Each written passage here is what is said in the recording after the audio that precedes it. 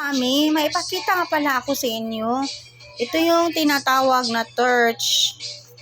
Ito yung gagamitin mga mamis para makasave ka ng gasol. Kasi pag binilagyan mo ng ganito, mas mabilis uminit.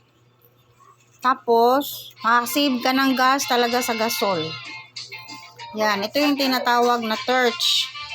Tapos, observe natin, yan. Nilagyan ko na ng ganyan. Tapos, isindihan ko siya. Yan.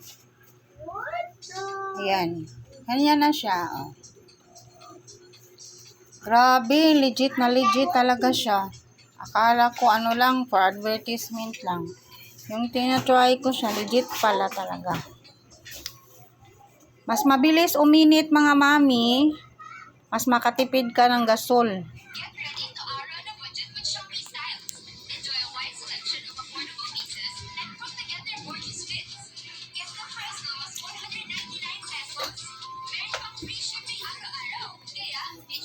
Kaya sa mga gustong umorder dyan, maglagay lang ako ng link. I-click nyo lang siya para ma-direct kayo doon. Para ma-direct kayo sa legit store. Maglagay lang ako ng mga mamis ng link sa ibaba. Paki-click na lang sa mga gustong umorder para ma-direct kayo sa store at may pa kayo, surprises na discounts.